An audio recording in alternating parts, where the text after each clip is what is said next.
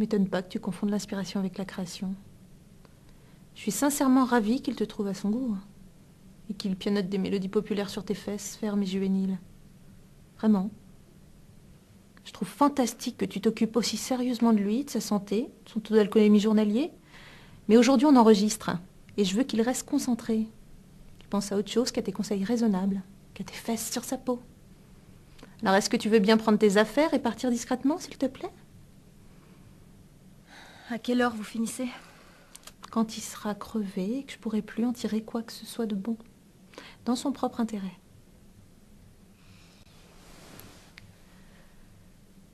À chaque fois qu'il compose un truc génial et qu'il n'a pas eu besoin de boire pour le faire, je désespère moins, ça me rend plus forte. Alors s'il fallait que je le quitte à la seconde, pour que ça se produise tous les jours jusqu'à sa mort, je sortirais de sa vie immédiatement. C'est très généreux, sincèrement. C'est pour ça que t'as pas d'enfant. Pour ça.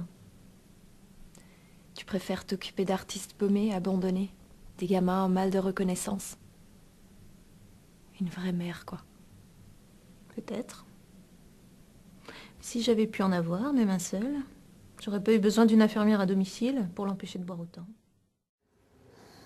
Je suis née en voyage. On m'a trouvée dans un train, le train Baltimore-Ohio, j'avais 3 jours. J'étais enveloppée dans un journal. Donc j'ai grandi dans des familles d'accueil. Je me suis inventé des parents imaginaires.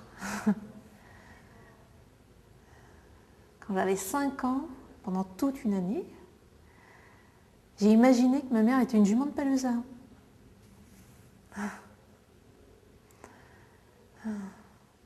Ce qui est sûr, c'est que les écuries étaient moins dangereuses pour moi que les maisons d'accueil. Alors vous l'avez tué?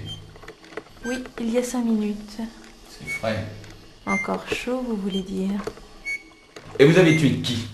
Mon mari. Il est mort? Si je vous le dis. Je vous crois. Comment l'avez-vous tué?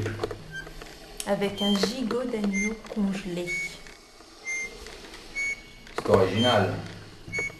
J'avais vu ça à la télévision en noir et blanc. Une femme avait tué son mari d'un coup sur la tête avec un gigot de mouton à l'os congelé. Et elle le mettait au four pour effacer les traces et faire disparaître l'arme du crime. Et même que le commissaire du film en a mangé au dîner.